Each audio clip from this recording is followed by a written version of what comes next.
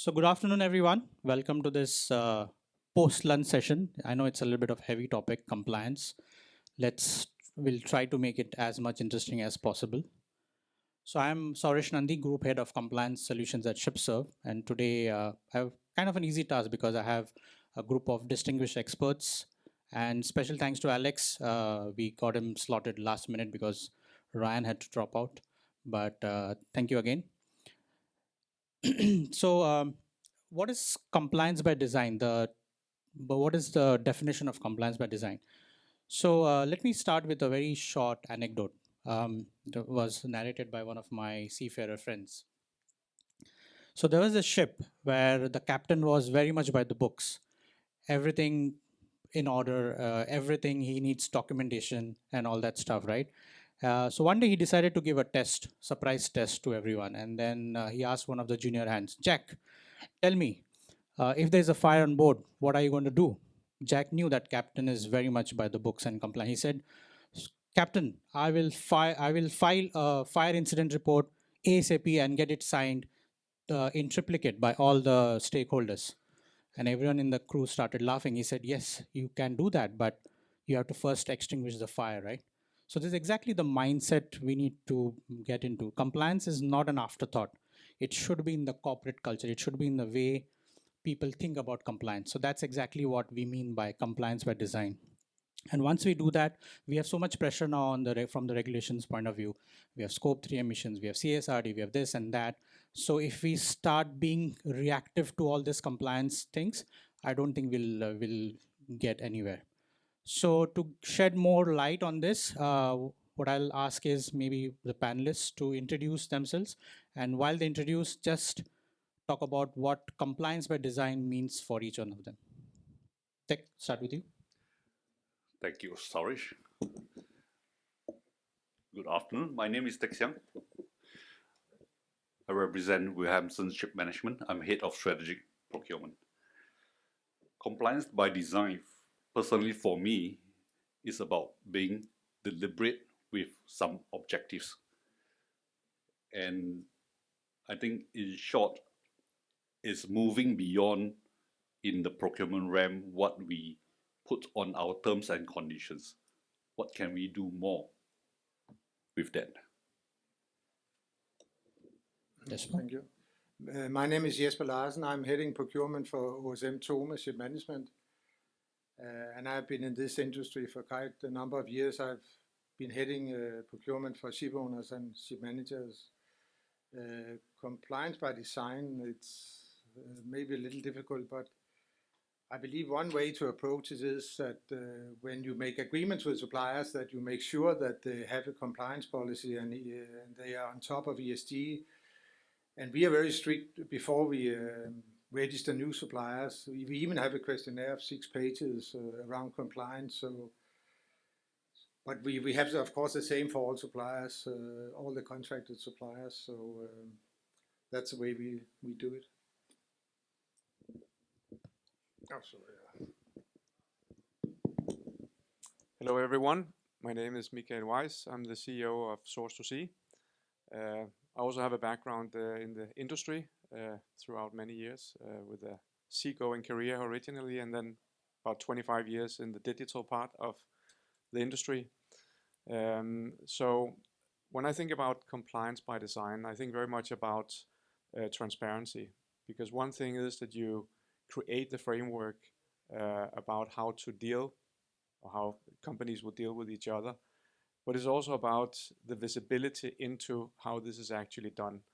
And I think about this from a system point of view, where systems, platforms should be able to facilitate you can say, this compliance in a way that everyone can access easily. Hi, I'm Alex from Fleet Management. I'm the Procurement Director. For me, compliance by design is probably thinking about what our clients and our owners expect from us, and then thinking about how we go beyond those expectations. So doing more, and I think we've all pretty much said different versions of the same thing, doing more than the bare minimum, right? It's not just a box ticking exercise. It's delivering a valuable service or capability to our business in turn, our clients, to give them comfort that they are themselves compliant with everything that's happening on board vessel and with the intercompany business that's going on. So doing more than the bare minimum and thinking about it at all times, for me, would be a fair description. Great. Gaurish? Hi, my name is Gaurish Swaminathan. I'm at the BW Epic Kosan heading the purchasing team. Over the last 15 to 18 years, I've been in strategic sourcing, trade compliance. So I was exposed to both the source to contract and the purchase to pay process. For me, anything by design, when you say there are three components which are involved, the people, process, and the system, and how all three get together, aligned to achieve something. And here, if we are specifically talking about compliance, as Saurish mentioned, we have legal compliance, regulatory compliance, we have financial compliance, SOX compliance. The list goes on and on and on. If purchasing and for a function like purchasing, compliance is like the bread and butter or something which is non-negotiable, and that is why the function exists. If not, purchasing can be done by anyone. My name is Angeliki Papathanasiou. I'm head of operations in Procurement platform.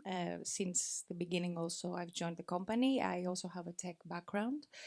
I would say for me and for us, compliance would be most focused on finding technological ways to try to assist both buyers and suppliers in terms of coping with different regulations and practices.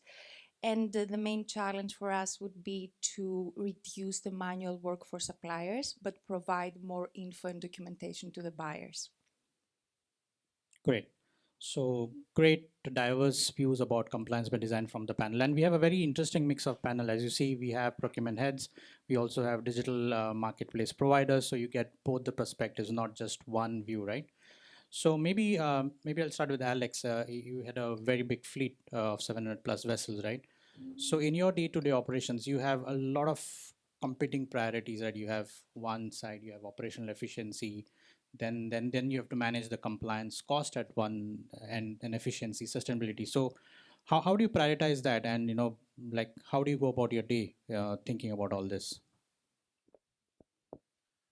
They're all priority number one. And that's, almost a joke, but it's not. It's the reality. Everything is priority number one. So it actually becomes less a question of prioritization and more just a question of how do you deliver upon not just the expectations, but what is needed of you to succeed, right? So for me, you can't choose between cost effectiveness and compliance and operational efficiency. They're all as important as each other. They might be more important on a different day than each other, but at the end of the day, they are all important and they all need to be done. So it becomes more a case of just planning how to deliver. And there is no secret sauce or secret recipe for achieving that. It's not easy. And it does take a lot of people power and removing as much manual work in that as possible is one way of achieving it. And again, that's how platform providers can help us. So yeah, not easy and no quick secret win from my experience anyway. Great. Gorish, maybe if you can elaborate on the same, and do you think not you as a person, but the role you are in, you are empowered enough to take on all these strategic initiatives like compliance by design in your organization? I guess my point is procurement alone can never be sufficient or empowered enough to drive such an initiative. There has to be, the people component is like, there has to be a leadership commitment from the top, because the inputs that is needed to drive this process comes from each and every single individual in the company and not just from one specific department or from a specific vendor or through a system. So there has to be a very robust process built in place. Now, if you are looking at cost, operational efficiency, sustainability, innovation, we all know Maslow's hierarchy of needs. At the bottom or at the most highest priority is the company safe and secure. And in order to achieve that, we need compliance, we need cost effectiveness. And only after a company ensures that these two is something, yes, I'm confident about, then they can continue to explore on sustainability and innovation and other things. Yeah, that's my point. Maybe I'll switch it on to Mikhail a bit, and maybe your view on Oh, sorry. how digital marketplaces then can empower what Alex and Gaurish and others have shared. So I see this as there's the regulatory side of this where everyone has to comply, and then there can be compliance also, which is more uh, growing out of company needs where there's no regulation actually controlling these things. And I think platforms are really, really important in this picture. No surprise that I should say that today. But I think the platforms actually have the possibility to be on the forefront of this, to create the digital framework for this information flow that has to go. And this is actually what it is about. It's information flow. You talked about supplier questionnaires, etc., etc., right? All different kinds of formats of questionnaires to fill out, different structures, different types of questions to answer. I think the platforms have a big place in all this. And we need to be smart about it because we both need to cater for the regulation, and we also need to create the framework in a way so this kind of bespoke question set can also be covered. So it's not only the regulatory side. So a big job for the platforms in the future. Yeah, Angeliki, you want to elaborate some more on that?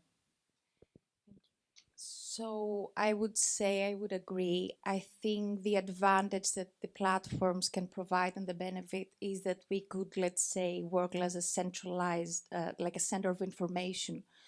So what we could do is, of course, we could gather information from supplier without asking them to respond many times the same questionnaires. We can do that on a centralized view. And besides that, I think that also automation is one of the key points here, because we want to try to remove all the manual processes, try to automate and give back by providing either real data or reporting to the buyers, but both suppliers, so they can have a main, a point where they could receive information and documents. Great. Tech, in your recent role, right, with Right Proc, part of Williamson as well, do you face any challenges now? You are actively talking to suppliers, talking about sustainability, ESG, and all, and you have a very diverse set of suppliers. I mean, any big organization has it, right? How do you get that message across, and how do you make sure that they are kind of on a level playing field in a way? Definitely on the diversity part, we have quite an extensive network of suppliers supporting us, and it is a challenge trying to communicate with all of them because they come from different geography, they have different mindsets towards ESG topics, right? But in Right Prop, what we started is going out, spending time with the suppliers, visiting them, auditing them, and there are some very interesting findings coming through that. Let's just say not all suppliers are equal. True. And when we approach compliance, and in this topic by design, as I said, it's a deliberate objective of trying to find suppliers that aligns with the organization goals. And in those deliberate actions like carrying out audits and dialogue with suppliers, that's where we realize that, oh boy, there are probably some suppliers we have to help them, but there's probably some suppliers we really have to reconsider if we can collaborate further. There might be strong pricing support from the suppliers, but I think in today's day and age, we have to set an agenda and look beyond that. So this goes into areas of misrepresentation of what they stands for, misrepresentation of systems, ISO systems that are put in place. This goes into probably the social elements of, are they paying wages according to the local required scale? Yep. So these are some of the challenges that has been surfaced. Yep. Jesper, yeah. Yeah, I've been with OSM Tome for a year. Before that, I was having the same kind of job with Anglo Eastern, heading procurement with Anglo Eastern. And now also because we have this IMPA conference, I would like to say that a good tool to make sure that the suppliers are compliant to ESG and help them to be even better. In IMPA, we have something called IMPA Act, and there's 6 steps that you have to go through with the suppliers. And the idea is to assist the suppliers to become better in complying to ESG, and it's a very good tool. So I would recommend everybody to kind of use that. Also because today it's not sufficient that you write into your policies that you are against child labor and you do a lot to save the environment and all. You need to be active, and you need to show to your customers that you are active. And that is what is driving all this. That's what the customers need and wants from you. Regulation is also important, but even more important is what our customers are asking for. And they're asking us to be active. And a way to be active together with the suppliers is IMPACT. So I would strongly recommend that. Thank you. Great. Mikkel, from your experience, you have been not only with Source to See, but previously also with ShipServe, and you know this digital market ecosystem pretty well. So, are there any specific instances, specific tools, or any specific pointers you have where when I say us because I'm also part of this digital ecosystem, where we can make the life of the buyers and suppliers a little bit more easier, a little bit more at peace? Yeah, I think it's all kind of under development in a way, right? We know we need to have a system that can cover all the scope discussions that we have had here. We need to be able to, on each item that is transferred in the system, have all the documentation required. Essentially, it's only attributes, right? If you have a number of pieces of information per item, you just add a few, which will hopefully mean compliance. And then the whole thinking around the headless solutions. And for those who are not in the digital world, that's a solution where everyone looks at the same data all the time, no matter where they look at it from a vessel, from the shore side, from the supplier side, through integrations, through web interfaces. That I think is really important here because everyone knows about integrations, everyone knows about data which is not in compliance with each other and the challenges around that. So I think that's really the key here. And everyone here is familiar with integrations today. It's not a new thing, but I think there are really, really interesting tools out there that can help a lot. And think about this as complementary services to existing systems, not to replace, because there's no system that's perfect out there. Everyone with a fleet management system wants to change to one of the others, and when they've done that, they want to change to a third. Yeah, great pointers, Mikkel. Alex, we're talking about tools and systems and all, but do you think we have enough frameworks? Like, do you have enough benchmarks to go along with where you can say, okay, now I can adopt that and then I'm kind of compliant to whatever is the requirement? That's a good question. And my answer is going to be as good as well. Yes and no, right? Because there's a lot of frameworks, but like systems, none of them are perfect. And just because you follow a framework doesn't mean tick, move on to the next topic. So I'd argue, yes, there are enough frameworks, but that doesn't mean achieving the mission is easy. You know, it's not a formula. It's not like cooking a food dish and you follow the recipe and then you're done and it's pretty easy to follow, right? There's a lot of free thinking required. There's a lot of nuances in every organization. You know, culturally, procedurally, geographically, whatever it is, there's just so many variables that achieving success is difficult, right? If it was easy, we wouldn't be sat here discussing it. So I think the more people work together and the more of us in the industry that collaborate, hopefully on similar goals, starts to make it easier, right? There's almost too many frameworks or ways of achieving it. So simplicity, I think, of messaging and simplicity of objectives so that it means the same thing to everyone will make the task easier. Great. Maybe I'll do some branding for IMPA here. So Gorish, have you heard of this IMPA Save and IMPA IMEF initiatives which are going around?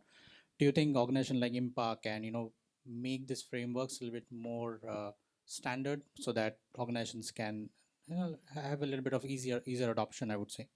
Yeah, I think IMPA has been going down that line for a long time right now, and I think we also had a mention of IMPA ACT as well. So these are great initiatives which are setting certain guidelines for the companies to adapt and follow. But inherently, what's needed is once again, I'm going back to the people and the process. Um, First of all, there needs to be a management commitment saying, okay, whichever initiative is it, sustainability or scope 3 emissions or IHM or whatever, yes, we are committed to it. Secondly, then we need to get the buy-in from the peers and from the team, and then a robust process has to be put in place and the expectations has to be aligned.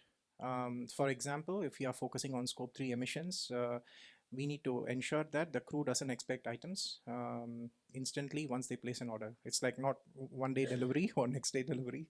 That has to be, that's kind of a very cultural change. When I was growing up in India, I still remember it was in the late 80s, early 90s, when my father wanted to order a Vespa bike. He needs to wait for a year and a half, 18 months.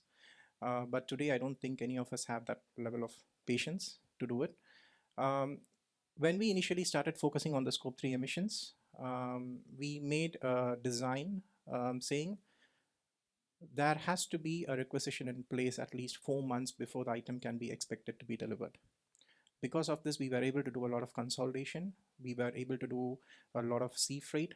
Our air freight drastically went down. This happened even before we started measuring the scope 3 baseline. And this is tied to the KPI of the crew. This is tied to the KPI of the ship managers, the fleet managers, to the purchasing, to everyone involved in that change. Now, the moment we have a robust process and every person involved in it is committed to making that change, then yes, we need to have a system which can automate it, I would say, at ease, and that has to sit on a framework like what IMPA or other similar organizations would provide. Great. And you also touched upon a good point, which is metrics, right? Do you see things like KPIs for compliance becoming more popular in the future? Because as procurement heads, professionals, we always have struggled with, we've always been measuring, okay, what is RFQ to PO time? What is a PO to very, very basic kind of parameters, right? So do you see that changing? Yes, KPIs are becoming more smarter right now and more transparent in a way. End-to-end transparency is important. And today we have very detailed dashboards showing us where exactly is a certain purchasing process fails and who is responsible. I mean, not to blame, but then how they could be trained or they could be provided with a lot of support or what kind of infrastructure is needed. But as of today, tying a KPI on sustainability is, I would say, it's still in its very early stages because there's so much of ambiguity around it.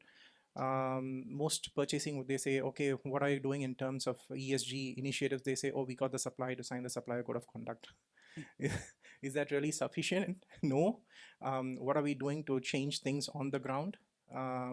Those things are not clear. I mean, we don't want to be like online warriors, having fancy KPIs, metrics, very good questionnaires, making comments on Twitters or LinkedIn, but on the ground, nothing really changes. So, I mean, yes, this aspect of the Publicity is needed, but things in the ground has to change, and what has to be done. It should start with the people. Great. Alex, you're smiling. You have anything to add there, or okay? I thought that was a great answer. That was kind of encapsulated all of it, I think. Okay, perfect. So, Angelique, talking about metrics, right? So, we know procurement platform, digital platforms are sitting on a lot of data, right? And there is an advent of AI and all the other tools in the market. So, how do you see that changing the compliance world or landscape? Well, we've actually already implemented AI tools on our system, and I believe most of the platforms are started using them.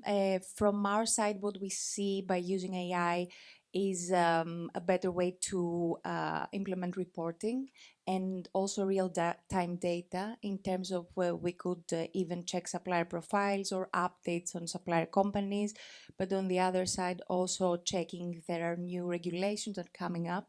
But I would say that we could also use AI as in a predictive way. So we could try, let's say, proceed by turning the process of compliance from reactive to proactive, because we have the whole tools and the ways to communicate them with both suppliers and buyers. So I feel we're in a good position. We need to understand a bit more about the way that we need to give back information and results. But I truly believe that we're in a good point, and we're all going to start using it and providing back good results. Great. Yes, Alex. Actually, just building on that point from an MI perspective, for me, that's something platform providers can enrich our own data sets. And on reporting, it's as much knowing the right questions to ask, right? So again, I would request or suggest be proactive in that. We don't necessarily know the right questions to ask, right? Wouldn't it be great if the platform, and maybe they already do, tells us these are the various accreditation levels of ESG capabilities in your supply base, and here is a cost comparison of them, right? Let's try and dispel the myth, if we can, that being sustainable is more costly. Or if it is more costly, by how much, right? So it'd be fantastic to actually be armed with data and facts to help us then focus on kind of the next actions. Very good points. I think just building on that, right? So, Jesper, you are involved in developing the IMPA module training, right? We are working together also on some modules. So I think one important part I feel, and I was just discussing with Eric earlier, that yes, we're now going to have the tools, the frameworks and all, but is the procurement or the buying community geared up to understand how to use these tools? Or when they compare supplier quotations, are they only comparing on price, or can they also compare based on sustainability? Such kind of elements. So how do you see that shaping up in the future? Yeah, I mean, I would say there are room for improvements on that, because as we probably all know, price is the most important, and then of course delivery time, the combination of time and of price and delivery time, and then next is quality, and then we have compliance. And I agree with you saying that everything is priority one, but maybe in reality today, price is the most important. So it'll take a long time to change this attitude among purchasers and owners in general and ship managers in general to give a higher priority to compliance when you select suppliers. So, but IMPA is a good place to start to work together and agree on how to proceed. Tech, again, back to you on the supplier side, right? So it's a lot of, sometimes it's a lot of investment, right? Going to sustainability and all. How do you kind of motivate the SMEs, let's say, and the smaller suppliers? What is the motivation for them to participate in all this? They say, okay, the big ones are anyways going to get all the orders, and we are going to lose out. So when you, in your capacity, talk to the suppliers, how do you motivate them, or what are the pointers? I think the topic of sustainability is still very, very fluid at this moment. There's no clear measurement metrics. So it is actually a great position in time to start, especially for SMEs. The message is start the dialogue. talk to the customers. Try to understand your customers' business and what they need to deliver to their clients.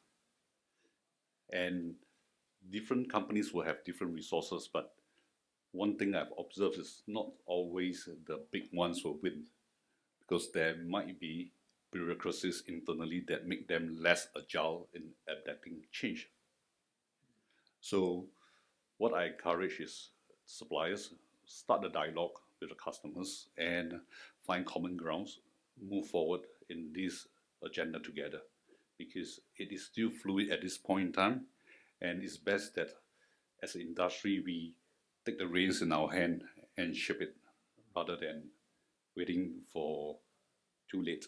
I think we have seen those implementation within our industry in the last 10 years, right? IMO 2020, Ballast Water Convention.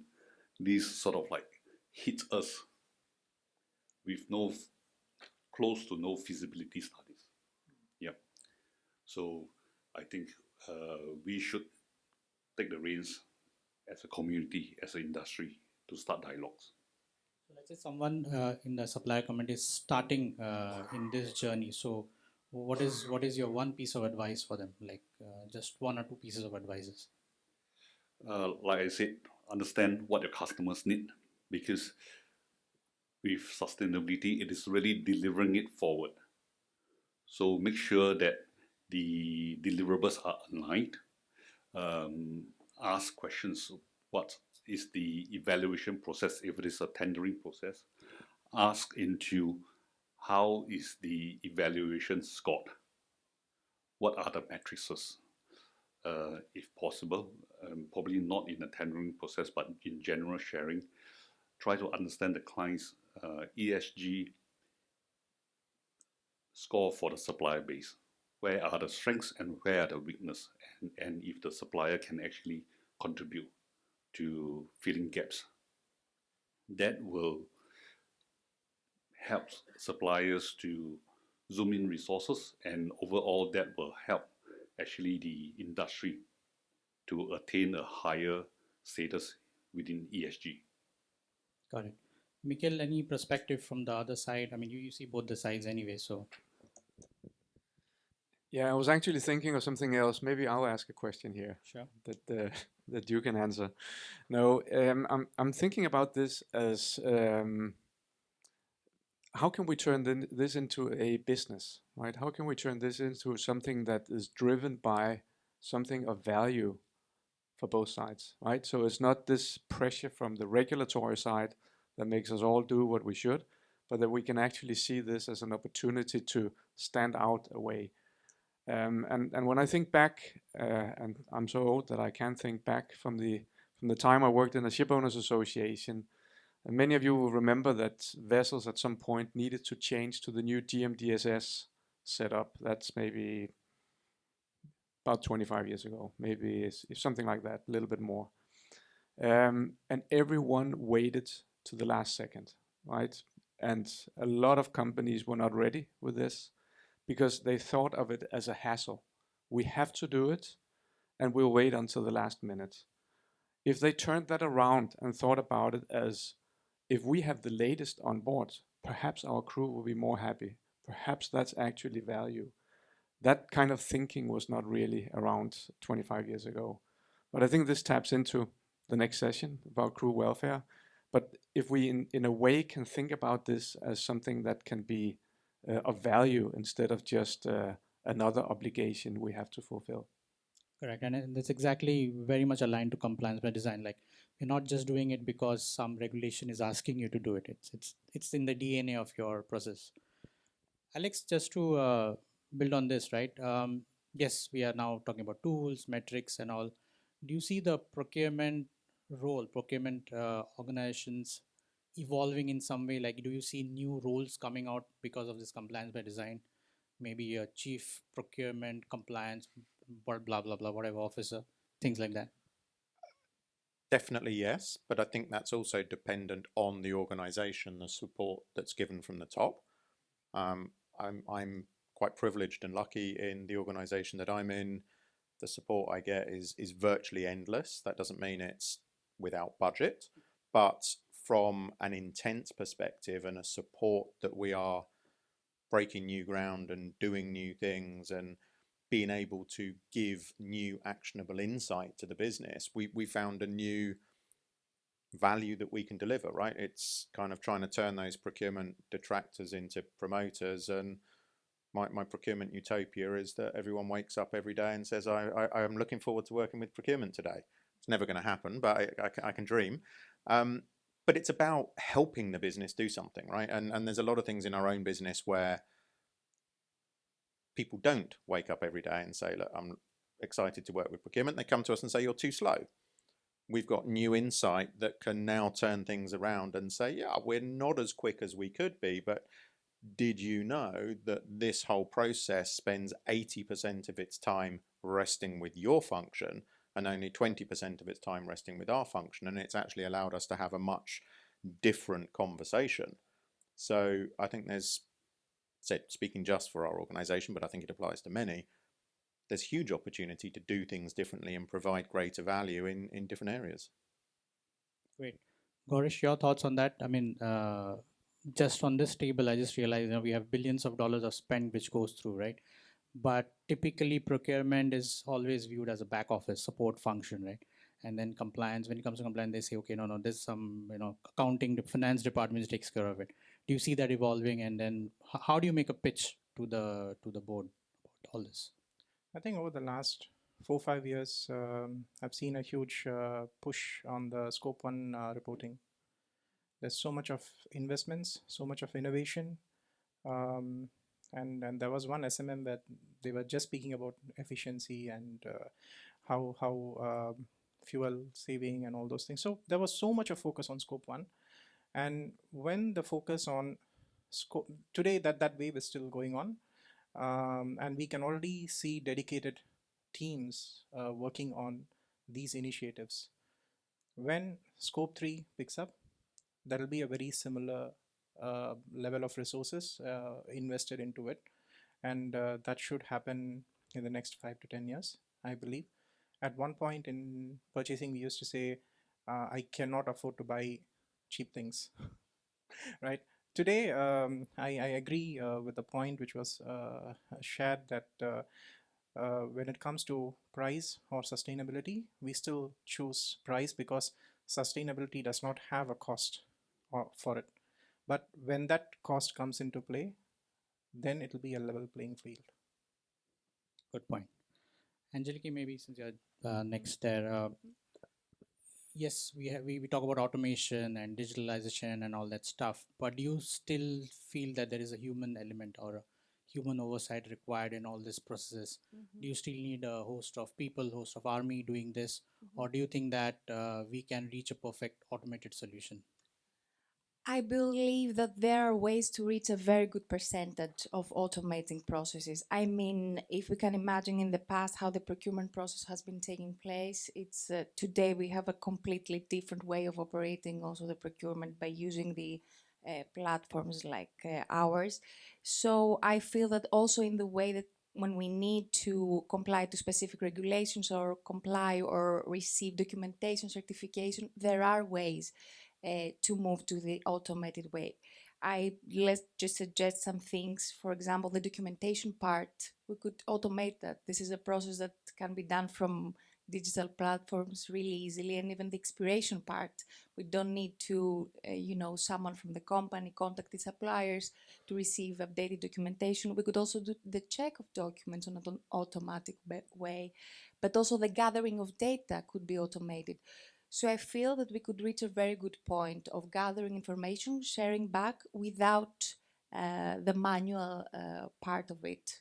We think it needs work, and I do believe that it's a collective work, but I think we can reach a very good percentage of automating. Right. So if you let's say had a magic wand and then say, okay, like this is 3 problems I want to solve in your current role in organizations or in general. So what those can be? I think first is I would like to get my supplier database completely cataloged with ESG and quality standings. because that is a lot of work. Maybe True. yeah, message for platform for providers. Next is actually to, and that is just data. But I still believe procurement is very much a person to person business, and that is being able to have face to face contacts with key suppliers. That's important. And the next is then the fundamental of procurement to drive this with a agreed matrix that spits out what is value for money. And today is probably not only for money and for the greater cost of ESG as well. Great answer. Jesper, maybe the same question to you as well. Could you repeat the question? Yeah. So let's say you had a magic wand, and you want to solve 3 immediate problems you have. So what those would be? I think the main challenge we are facing in procurement and shipping is lack of catalogs from suppliers. We spend too much time asking for prices, and even though we have some catalogs, there are so many kind of mistakes, so we need to ask for quotations anyway. So probably the most valuable thing would be to have catalogs for most of what we buy. That's number one. And number two is we should work on focusing on contracted suppliers and then agree prices with these suppliers for different ports, so we can actually be in a situation where we can send a purchase order directly to the suppliers instead of getting quotations and so on. So, but that's I would say that's the 2 main things, and they are bigger than anyone else. Mikkel, that's right up your alley. What Jesper is requesting for. Yeah, we actually agreed that he should say that. So this is really good. And thank you. So and then Tech, you said kind of the same, right? You said the catalog side of things, but you also said something important. That's the face-to-face thing, right? And this is something the industry has also been a little bit scared about throughout the years, when all this technology suddenly is coming all over and we will lose our connections and our relationships. But that's not the case. The relationships are still there. And I will say that that will even be built stronger if you need to build a catalog between a buyer and a supplier in this industry, because you get much closer, you talk details about the items, the attributes, the prices, etc. So you avoid the RFQ quoting that you talk about, and you actually get much more stickiness, which the face-to-face is also helping to do. So I think these things tie very well together in what the industry wants. And consolidation of suppliers, that's not a new thing. That's something everyone has talked about for many, many years. Correct. But maybe in lack of tools. And yes, I know a company that does a little bit within this field. But there are loads of possibilities out there to do something here. Great. Alex, same question. Same wishes, to be honest. And so I'm not a shipping and maritime guy, but I am a procurement guy. And I guess lucky enough that I've spent, or unlucky, I don't know, I've spent 20 plus years in kind of more corporate environments, financial services, insurance, banking. And I think back to one organization that I was working in around the year 2000. I would say 98% of their transactions were done through full electronic catalogs, using Oracle as their ERP, hundreds of thousands of orders a year, hundreds of millions of dollars of spend, fully compliant, and it's normal in other industries. It might not be a popular view, but I've kind of come to shipping and maritime and I'm, wow, But that's a cool thing, right? There's loads and loads of opportunity, but it does have a lot of nuances, different types of regulation.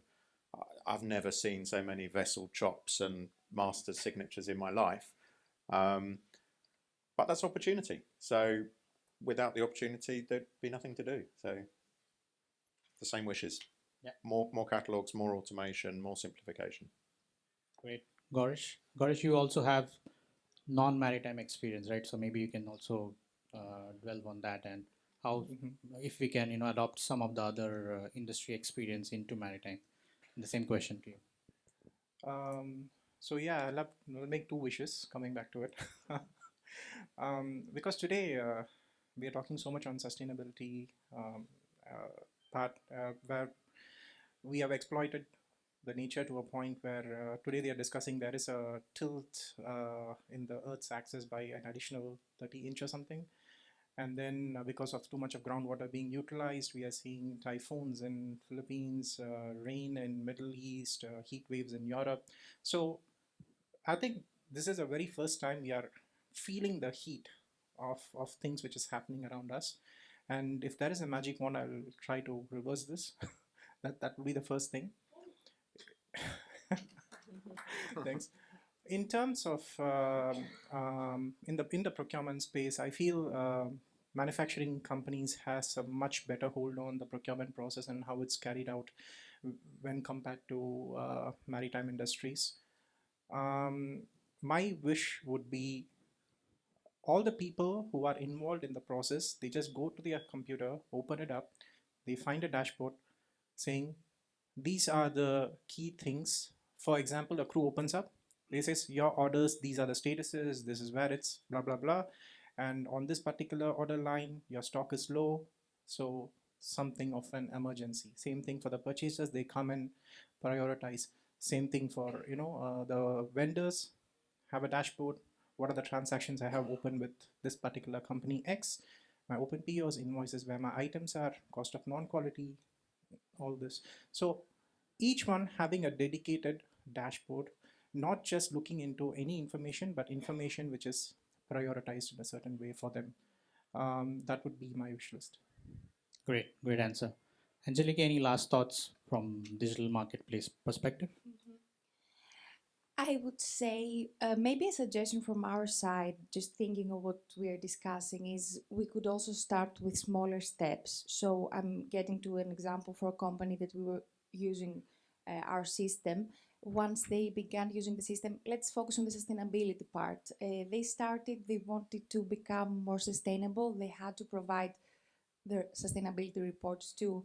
So what they started asking from their purchasing department is to include in the RFQs some sustainable suppliers. From our side, we provide this information. We tag suppliers as sustainable because they might have a relevant ISO or IMPA Safe. So just by adding 2 new suppliers in every case that had the sustainability tag, at the end of the year, when we provided the data, we saw a very interesting turn in terms of the sustainability part. So this changed the whole company operational wise, but also they were able to use this data in their ESG. So just thinking what we've heard so far, we could start with baby steps in terms of these type of regulations. And we could also start thinking of automating processes in terms of what we discussed for contracts and catalogs, such as creating easy ways to send auto RFQs and auto POs. So I guess there are open discussions here that could be continued. Interesting everything that we heard, and hope we also shared some interesting insights. Great insights. Let's open it up to the audience now. We have a very diverse audience here, so questions? Yes, Rasmus?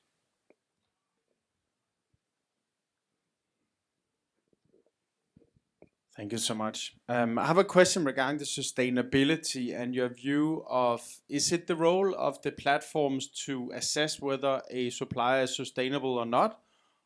Or is it more about showing the data and letting the buyer figure it out? So what is your role? Because I heard earlier that you're tagging the suppliers as sustainable. I mean, there must be some kind of a uniform assessment criteria that takes everything into account. Is that dangerous, or is that without risk? Yes, Alex? Personally, and I know you asked a similar question, I think, in one of yesterday's sessions, for me, it is the role of the platform to provide us with guidance or recommendation, because we do not have, and I don't think the industry has, enough skilled experts at a transactional level, people who are receiving perhaps quotations or responses from a system, to be able to interpret individual responses on their own merit or competitively against something else. So I don't necessarily think it's as simplistic as this vendor is compliant. And again, I remember you asked a very similar question yesterday. However, baby steps, I'd rather have that than nothing. But yes, I'd much rather have a product by product evaluation of how much CO2 has gone into the production or transportation of a particular individual product that's being quoted to me. But it's iterative. This is a concept that's in development, so I'll take what I can get, but I don't really want people trying to interpret it each and every time, would be my view. Mikkel? Yeah, just a note on this, because in lack of, you can say, KPIs from the industry and agreeing that the platform should drive this, I think the platforms have a really good possibility because of the information going through the platform from so many sources. We can work on trends, we can work on averages, we can show what is normal for this type of supplier in this type of category, etc., etc. So there can be, for sure, something that the platforms can do in this direction. Over time, I think the industry will also come together and agree on the ways to measure this. But yeah, it's all about the data, and the data has to be good, and it has to be so good that you can actually use it properly, which means yeah, it's I think it's quite clear. Even with AI, bad data will still be kind of bad when you put it through the AI machine. Yeah, good answer. Anyone else want to weigh in? Gorish? I guess it has to be a partnership between the purchasing community and the platform providers. And once a clear framework evolves, a common framework to assess on how the sustainability initiatives of company can be assessed, then we are looking at the same data. If not today, the question is, within BW Group, we have 4-5 companies, and if you are to approach each vendor 5 times with 5 different questionnaires asking them to fill it out, that's going to be a big disaster. And that's where the platforms have a unique advantage, because they might be servicing customers, tens of thousands of customers. So it's much easier for them to streamline. But having said that, it has to be a partnership. Great. Any other questions from the audience?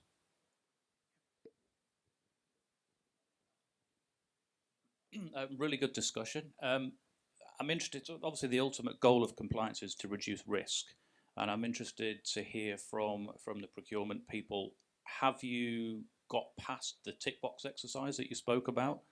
And if so, what have you done? But also, where do you feel we are in terms of trust between owners and suppliers? Because I think that's been an issue for all time, not just in maritime, but in different industries. And if it's a struggle to get past the tick box exercise, what is it you accept? How do you kind of get a bit of comfort that you have looked into your supply chain? And if your supplier says, yes, I tick all the boxes, I don't do any of those things, not just CO2 related, but across all of compliance, is that kind of okay for now? Or do you feel you need to get deeper into it and actually engage more with your suppliers to get more comfort about what they actually do in their activities? It's kind of an easy question at face value, because the answer is yes, we'd like to get deeper. The more difficult question is how and when. No idea. Yes, we need to be deeper, because again, risk management isn't, or doesn't feel like, a natural concept within the industry when it comes to these sorts of commercial or commercial decisions. Kind of, it's more the maritime safety regulations that people have gone heavy on, and procurement wasn't always front and center of mindset when people are thinking about the risks of regulation and what the consequences could be. So there's definitely a lot more to be done from my viewpoint, but no, I don't think anyone is perfect at this. If they are, I'd love to know how. Anyone else? Tech, Jesper, any thoughts? Yeah, only what I said earlier. A good way to come deeper into working with the suppliers and helping them on compliance is by use of impact. The 6 steps. I mean, we use them in Anglo Eastern with relatively big success, and also because when the Anglo Eastern customers, they ask, "What are you doing?" and we could show impact, and we are now at step 4 out of 6, and that's a way to come deeper into this ESG compliance. So that's my recommendation. I think it's a general sentiment. Tick box exists, but it is not good enough. But how do we move forward? And I spoke about audits, but that is time consuming. And we hear about platforms being able to consolidate and exchange information. That is very useful. But I think there is a space for collaborative effort in at least the first layer of data, and let buying organizations decides, validates, pick and choose which are the platforms that represent us in similarity of values, right? Which are the partners that we can possibly work with, so 1 + 1 is more than 2. There's areas here that I believe the marketplace and the purchasers can collaborate. There is where we move beyond tick boxes. Yeah. Great. Any more questions? Hi, good afternoon. So before I ask the question, maybe I'll just make a rhetorical statement. I read somewhere that if you cannot measure it, then you cannot manage it. So my question, I think Alex briefly touched on it, that we like it or not, industry still is quite OPEX driven. How do we practically, the keyword is practically, get out of this 3 RFQ, cheapest get chosen mindset, and put a metric to the ESG and compliance value when we are making those decisions to make the purchase?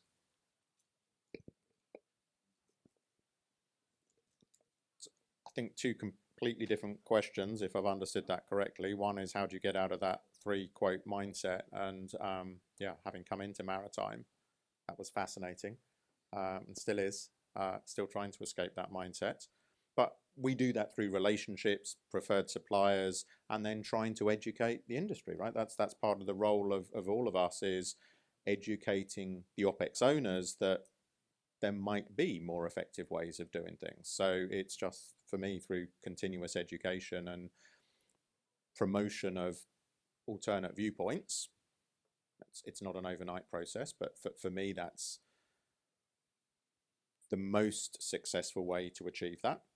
Not necessarily the only way, and maybe not the quickest, but it's for me the most successful, and it's the thing that's working the best in our organization with our own owners.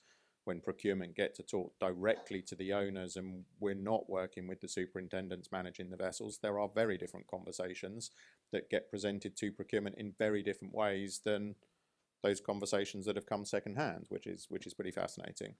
And the second question, sorry, it escapes me.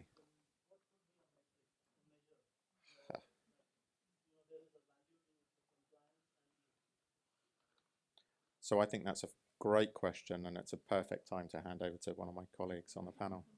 Who would like to take that one? No, I would just like to say that it is difficult, because as a supplier you need to spend some money and you don't know if you will get anything in return. On the other hand, this ESG compliance is here to stay, I believe, and it will only get worse, so to speak. So if I was a supplier, I would spend some money on this, reducing plastic packaging, and there's a lot of other things to do.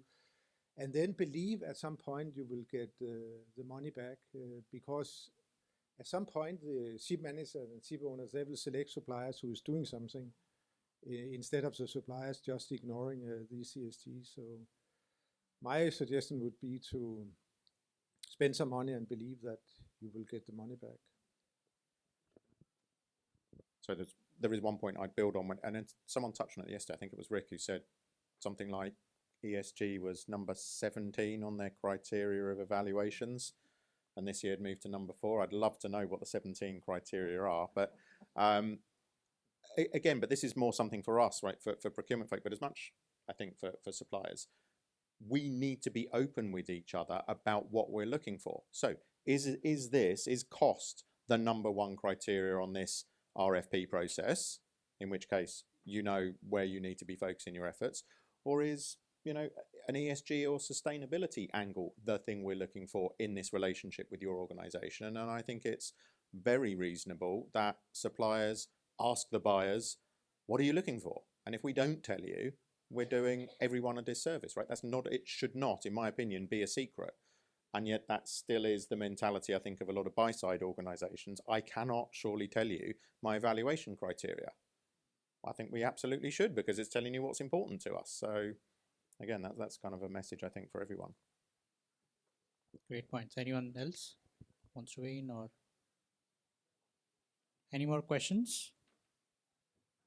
See one hand raised there. Well, 45 minutes music to our ears. Thank you very much. It was great to hear you out. Just want to pick randomly on some comments made from the panelists, and it's randomly. Tech, you mentioned about deliberate objective. That was a great quote that I have put down. Michael, you talked about transparency and visibility. I don't think there is a description here to comment on it. And I think Angeliki repeatedly talked about suppliers. I love that. You talked about innovation as well. So we all know that procurement is no longer a transactional activity due to various developments. And I believe, and some people agree, that shipping is going through a major transformation as we speak and moving forward. It's all about crew welfare, regulations and missions. We all know all about these challenges for the future. Alternative fuels, innovation, scale, and definitely AI, which is massive and huge. So some market voices are crying out loud saying, you know, it's a huge opportunity now to really somehow redefine the foundations on the procurement side, both on the suppliers and the buyer side. And they cry out loud saying, you know, transparency should be number 1 among the other 5 or 6 priorities that the supply chain, both buyers and suppliers, should put in their priority list. And you know, as far as I'm concerned, you know, I can say that the cars, you know, carry people, the planes fly people, and suppliers, together with seafarers, carry the world. And my question to you is, you know, is priority number 1 transparency for you guys? And who is responsible for transparency in the supply chain, if anybody? Sometimes, you know, we cannot find somebody to blame. And who is accountable, if anybody? And if you agree that, you know, this is maybe a good opportunity, time-wise and otherwise, to touch on, you know, transparency as much as possible, so that, you know, everything else will fall much, much more smoothly. And I ask this question, you know, coming out of a 25 years experience in ship management, and I know quite well what transparency is and what is not. So I would like to hear your views. Thank you. Who wants to take the first crack?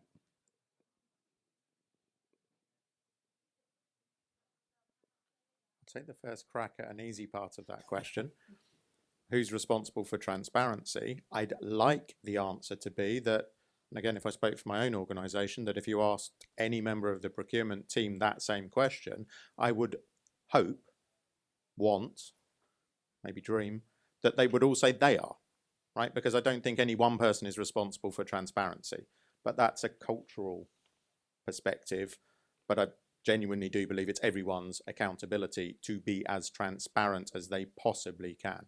Right? If you're not being transparent, you don't have integrity, you cannot stand behind anything that you're doing, and eventually that house of cards will come tumbling down. So I'm taking the easy part of your question. I think the answer is everyone. Well, I can take the remaining parts as well. But if I were to frame transparency, right, it has to do with information that we provide, right, and being open in discussions, and that is actually everyone's responsibility in the chain, because we are all delivering towards a certain goal.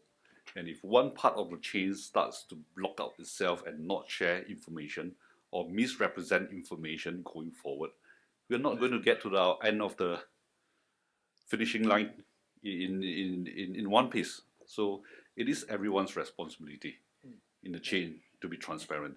And it is also then important for, I think, some parts with the procurement, some parts with the service providers to frame what is transparency, what are the elements that we need to evaluate and we need to be transparent about, and how these align and go forward to deliver value ultimately. Yeah. And I totally agree. We are all responsible for transparency. But from the provider side, we need to make this transparency a safe place to be.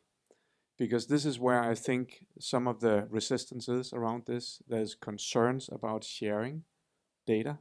And I can say that very frankly, this is something we have heard year after year, sharing my data.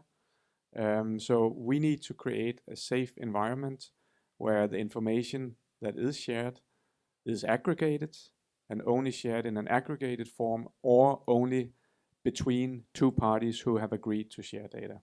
So this is a task that the providers have.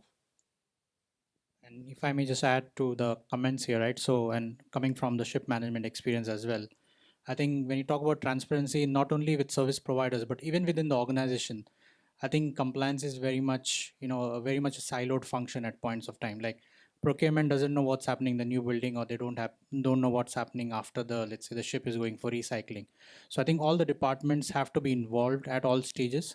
Otherwise, it then becomes, whether you're responsible or whether you're responsible. I think it has to be a collaborative exercise. I think the industry, even within the organization, you have to realize that it's a collaborative effort. It's not one team or one person.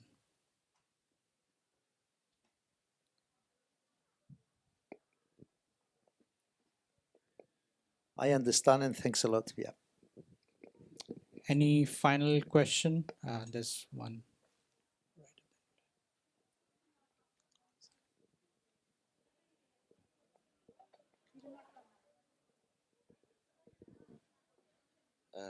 As major decision makers in the industry, we talk about a lot of things that suppliers can do for sustainability causes. We have basic things like installing solar panels on roofs. We have tracking the carbon output of item-wise as well. We have biodegradable packaging, eco-friendly water bottles. As major decision makers, is there any particular action a supplier can take that truly impresses you, given that it's a reality and not a misrepresentation?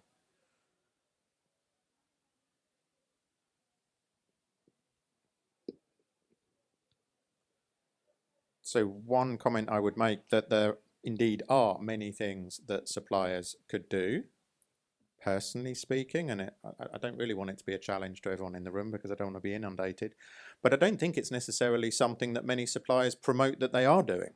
So there could be fantastic things that people are doing.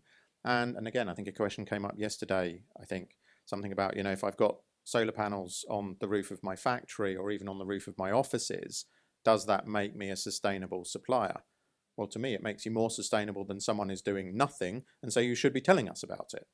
So, yeah, I don't think I've ever had a conversation, with a supplier who has promoted even ancillary sustainability activities that they're doing. Hey, did you know we've removed single-use plastic cutlery in our canteen? We've removed single-use plastic drinking water in our offices. I don't think any supplier's ever told us that, and I'd rather someone tells us that than nothing. So be vocal about anything that anyone is doing, because no one is doing great stuff everywhere, right? It is baby steps. It's still in its infancy. Anyone else want to weigh in? No? I mean, I might almost turn it around and say, what would you like us to be doing? No, I mean, it's a serious question. Like, what do you expect from us as suppliers? You know, is it a checklist? Is it something? Because again, if you're expecting that, it becomes quite an easy conversation, because I don't think you're going to get it. So this comes down to open dialogue and meeting the expectations of each other. You're wanting us to make your life really easy, and we're not sure what we're asking for. So open dialogue, right? And you need that trusting relationship. You need to share data and information so that you're both on the same page. And sometimes you're not even in the same ballpark. Final question, Noel. I think that was a great question, because as industry leaders in procurement with so much experience, is the industry or the suppliers perceiving this as a buyer-driven initiative? And compared to your pre-COVID days to now, have you seen in your questionnaires, qualifications, validations with the suppliers, they come and present these, hey, I'm doing these things, can you evaluate me differently? Because I work for Ships as part of the platform. We do see a lot of suppliers coming forward and telling us, hey, these are the initiatives that we are doing. How can I be prominent in the platform? Is it a buy? Is the industry perceiving this as a buyer-driven initiative, or is that a part for the supply in this? To mention that it's a buyer-driven initiative, then sustainability will have to be among the top 3 selection criteria. But today, unfortunately, it's still pricing, and we are still focused on our OPEX very much than things. So your question is like, I'm doing sustainable things, and I should be evaluated in a different way. The industry is not yet there. This morning I came from Tampines to here. It took me like less than 20 minutes. If I had to make that same journey anywhere else in other major cities in Southeast Asia, that would have taken me like 45 minutes to 1 hour. To own a car here, the Singapore government has a certificate of entitlement, which is the biggest sustainability part which they have done, and that's why we have the restricted number of traffic here. So similarly, there has to be a price tag on those who are not practicing sustainability. Only if that comes, then the evaluation criteria would change. You're saying, Gaurav, there should be some cost for non-compliance so as to ensure compliance in a way. Yes, again, it's going to go back into carbon tax and how much of carbon emissions they are making. Today, yes, there is a certain amount of carbon tax on, there is a threshold. So today we don't feel that heat here in Singapore, but similar to Europe, that might be implemented very soon. And then sustainability, which has a price tag, will be evaluated as a top criteria. Alex. But I think that comes back to an earlier point. I'd like to be able to measure the difference between sustainable and non-sustainable, even at a simplistic level of the supplier has some form of ESG sustainability projects underway. What are the commercial, or what is the commercial situation with that supplier versus one that isn't? So I really like the idea of having options that you can present, and then every quarter you can create a report that says this was the cost of doing it, or this would have been the cost of doing it, but the opportunity is we've spent X amount in more carbon. To present that information, because I don't think this is a procurement or a buyer-driven thing. It should be an industry and just kind of a society-driven thing, right? That's where this is. I mean, any business is really doing this because of a societal kind of impact and conscience. So the more we can measure and the more you can empower people to see the differences and the implications, I think the better it will become. Right. If I may add here, because I've been observing how the all ESG part is coming up the past years, I also see that the suppliers from their side, they are taking initiatives now. So we are, let's say we act as a medium, we are a platform, we have close contact with buyers. Of course, we know what they're looking for, but also on the supplier side, the exciting and interesting part is they also get to us. They ask us what we should do. They're taking, let's say, from their side, specific certifications or changing policies internally in their company, working on a hybrid level, etc. And I think this is also important. And I agree, this is a society. This is something that we need to think bigger. It's not only regarding maritime. So, Yep. Final comments. Yeah, I'd just like to add and also to enhance the points that has been spoken. Maybe directly to answer the question, from my perspective, it seems to be very much bias driven at this point in time. Most of the suppliers I speak to, completely honest here, says that it's a pain when we send out ESG checklists. But that is at this moment. And I think to add a flavor to that, from a procurement side, we are also looking for inspiration from the marketplace. The suppliers are subject matter expert of their own field of business. They see the pain, they see the gain. And in this sustainability journey, it is everyone's part to play in that. And as a buyer, at least for me, I would love to be inspired by some suppliers coming up to say that, do you think this is a good idea? We have done this and we saw this savings. We installed just today or yesterday, we were with some suppliers. They plans to install solar panels, and these will feed 80% of their need. I think that is great, right? But again, it is very few that is being shared. And in this case, it's only because we have asked. So this dialogue has to happen, right? Okay, great final thoughts. We would have loved to continue this conversation forever, but we are short of time. So thank you, the audience have been very engaging, and many thanks to all the panelists. Very engaging conversation, and anyone wants to catch up with them, they can do that in their own time. Thank you again.